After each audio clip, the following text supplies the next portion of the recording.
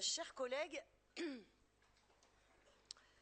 je me réjouis de tenir ici, à Montbéliard, dans le Nord-Franche-Comté, notre deuxième assemblée plénière décentralisée après celle que nous avons tenue l'an passé à Nevers. Notre grande région, en effet, ne doit pas être la reproduction miniature de la France centralisatrice et jacobine que nous avons connue dans un passé qui n'est pas si lointain. Nous avons souvent critiqué la centralisation parisienne. Ce n'est pas pour reproduire chez nous ses défauts. La région, au contraire, doit s'adapter à la diversité des territoires qu'elle représente et qu'elle administre. Elle doit être proche d'eux, les écouter et non les contraindre, et différencier surtout les réponses qu'elle leur apporte en fonction de leurs besoins. Par exemple, avec le transfert des transports scolaires des départements à la région, nous allons pouvoir aller plus loin dans cette territorialisation. J'ai souhaité en effet que les 87 agents qui nous ont rejoints en 2 temps, en septembre, puis au début du mois de novembre, restent dans les locaux où ils travaillaient jusqu'alors, qui deviendront des antennes de la région dans chaque département. Cela permettra aux agents des autres directions que celles des transports d'être davantage présents sur le terrain, de renforcer leurs relations avec leurs partenaires locaux. Quelques mots sur la conjoncture économique, qui est bonne à tous les niveaux. Tout d'abord, notre région crée à nouveau des emplois.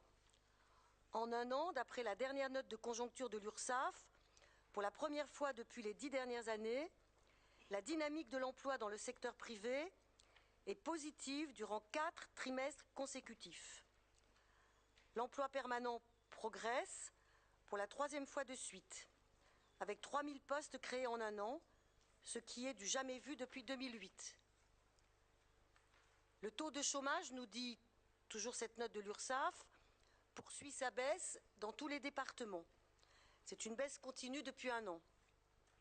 Le nombre de permis de construire délivrés augmente également pour le 4e trimestre consécutif et plus fortement qu'au niveau national. La fréquentation hôtelière s'améliore. Le nombre de défaillances d'entreprises au cours des 12 derniers mois recule par rapport à l'année précédente. En conclusion, la croissance de notre économie est forte et c'est une croissance riche d'emplois. Ici, à Montbéliard, et plus largement dans tout le Nord-Franche-Comté, c'est bien sûr le cas. Et nous nous en réjouissons. Dans ce territoire qui a connu plus que tous les autres les conséquences de la crise économique depuis 2008.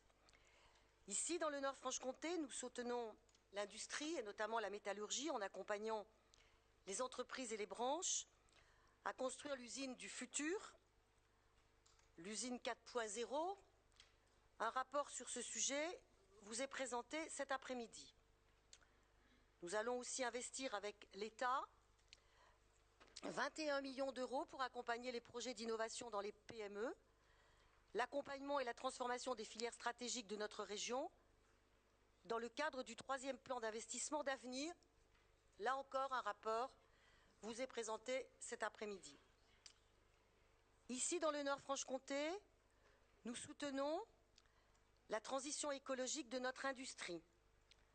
Passer d'une industrie basée sur la consommation de carburants fossiles à une économie bas carbone, c'est une nécessité à l'heure où 15 000 scientifiques venant de 184 pays signent ensemble un appel contre la dégradation catastrophique de notre environnement.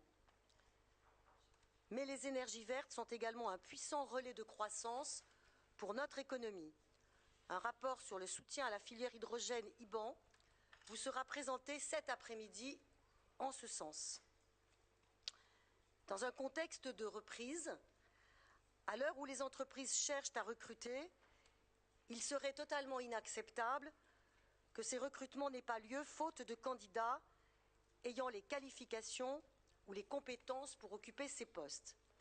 C'est pourquoi j'ai entamé une série de rencontres avec les acteurs de l'emploi au plus près du terrain. Je vous remercie, Monsieur le Président de PMA, d'avoir été à mes côtés lors de la réunion de Belfort. Réunion qui s'adresse à tous les acteurs des politiques de l'emploi, aux entreprises et aux élus, avec un seul objectif, l'efficacité sur le terrain. Et infléchir le plus efficacement possible, précisément, notre carte des formations, qui, elle, existe bien. J'entends dire que nous n'aurions pas de carte des formations, nous la votons tous les ans.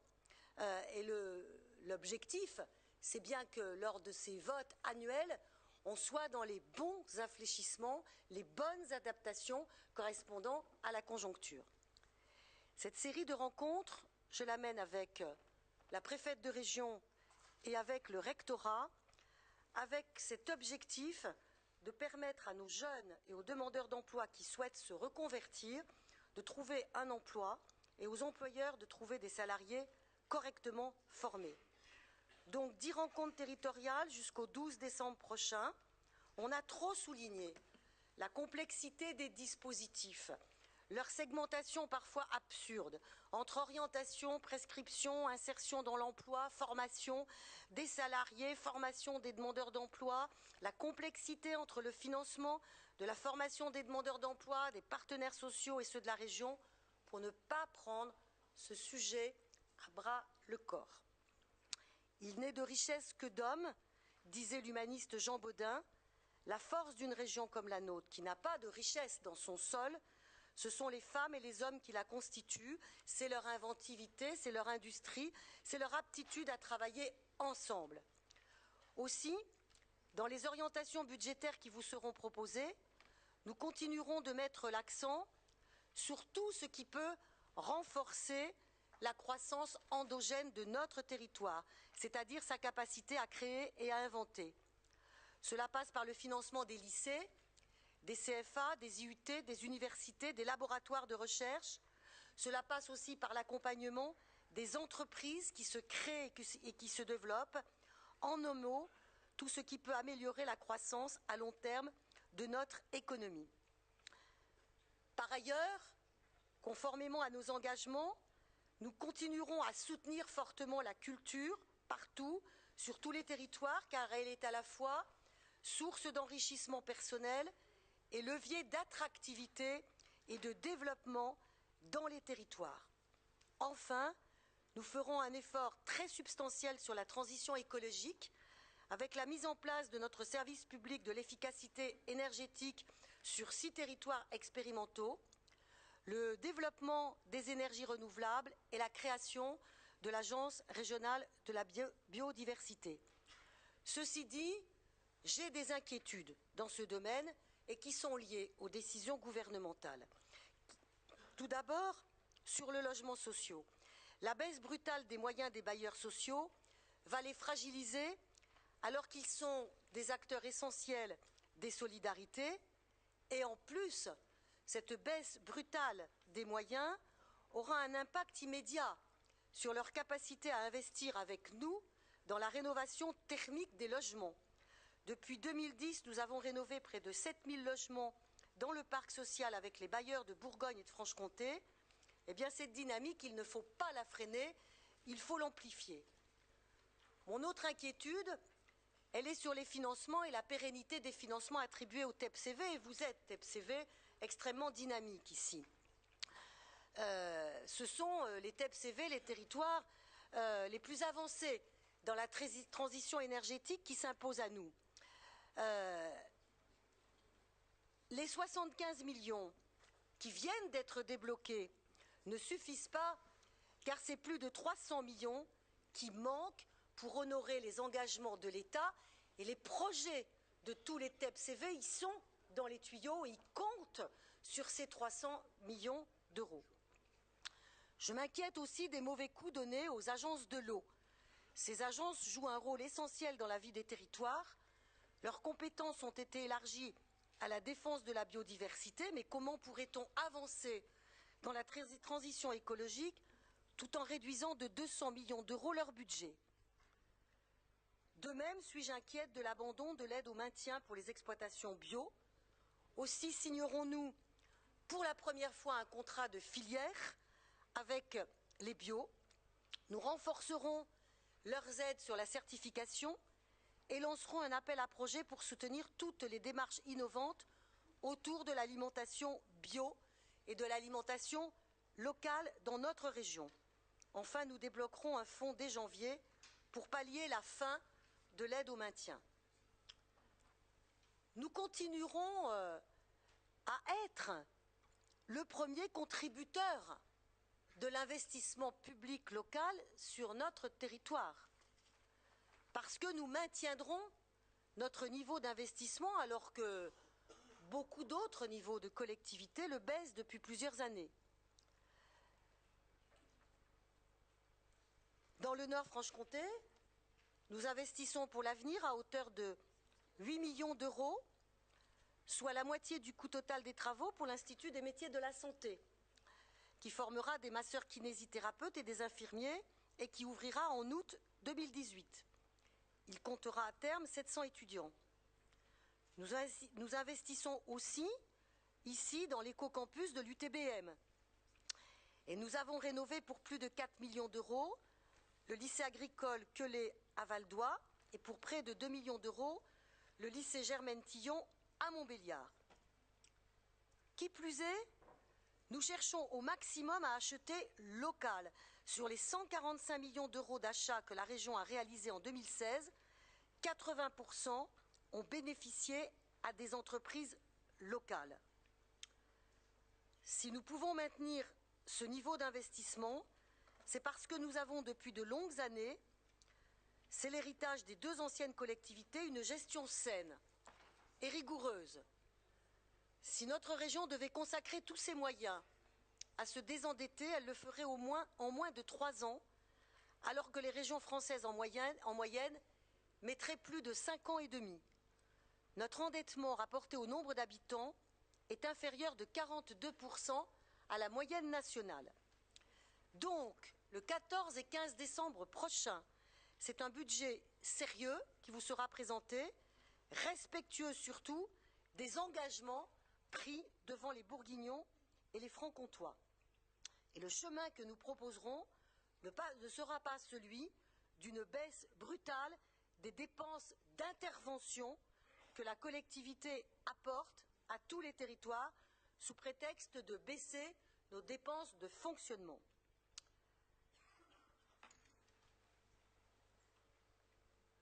Alors, j'en viens au sujet qui aujourd'hui s'impose avec force.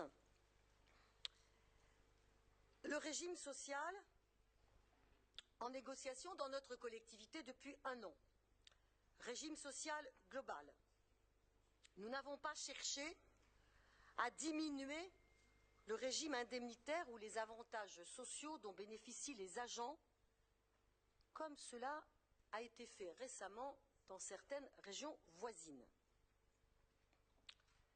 Certes, nous n'avons pas pu tout accepter, et notamment des demandes qui sont arrivées dans la dernière ligne droite, mais nous arrivons à un ensemble équilibré, juste, qui a permis de nombreuses avancées dont pourront bénéficier les agents dès janvier 2018. Sur le temps de travail, la loi s'impose, 1607 heures, et donc nous entrons dans le respect de la loi. Sur la partie sociale, nous avons fait un effort important, près de 300 000 € en plus chaque année sur les chèques restaurants, par exemple. C'est du concret et c'est du pouvoir d'achat en plus. Sur le régime indemnitaire, nous avons construit un nouveau régime indemnitaire qui ne se substituera que progressivement aux 2 régimes indemnitaires existants au fur et à mesure des départs et des arrivées des nouveaux agents. Il sera également appliqué à tous les agents lorsqu'il leur sera plus favorable que le régime dont ils bénéficiaient jusqu'alors. Tous les autres agents continueront de bénéficier de leur régime indemnitaire actuel sans limitation de durée. J'entends la contestation, mais je sais aussi l'immensité du travail accompli, les très nombreuses concertations. Ce contrat social global est une étape décisive, certes, mais cela ne signifie pas que tout est définitivement discuté. Il y aura des évaluations régulières. Je propose d'ailleurs qu'on revienne ensemble sur ce sujet dans un an. Mais je renouvelle avec force ce que j'ai écrit à chaque agent. Aucun agent ne perdra le moindre euro sur sa rémunération. Je m'y engage fermement et solennellement. Et je sais que les moyens sont mis en œuvre dans les services pour que cet engagement soit respecté. Je reviens vers vous, Monsieur le Président, à Montbéliard, qui nous accueille. Je voudrais citer une phrase de Paul Ricoeur. La chance de l'Europe est d'être tissée de plusieurs traditions. Héritage juif et chrétien, héritage grec et latin, humanisme de la Renaissance, puis de la Réforme, et je me plais à le souligner au moment des 500 ans de la Réforme dans une ville profondément marquée par son adhésion précoce à la Réforme, de la Réforme donc au projet des Lumières et au socialisme.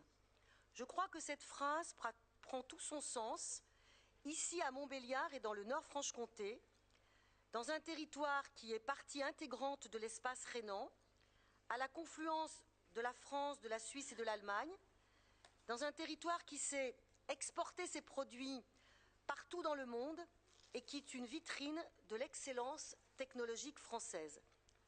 Notre prospérité repose en grande partie sur notre capacité à exporter. Que seraient les leaders européens ou mondiaux de notre région si leur horizon était limité à celui de l'Hexagone? Vous savez, Monsieur le Président, que la Caisse des dépôts a récemment lancé un appel à projets dont l'acronyme est TIGA, Territoire d'innovation et de grande ambition. 40 projets sont sélectionnés au niveau national, bénéficieront d'un financement moyen de 10 millions d'euros par la Caisse des dépôts. La région a soutenu tous les porteurs, et ils sont nombreux, les aidant à finaliser leur dossier. 2 projets de notre région sont en train de passer la première phase de sélection. Un à Dijon, autour de ce qui fait la force de Dijon, l'agroalimentaire, et un ici, dans le Nord-Franche-Comté, autour de l'automobile et de l'énergie. Donc, pour moi, c'est une très grande joie de voir que ces projets sont reconnus pour leur excellence au plan national. Je vous donne la parole, Monsieur Demouge.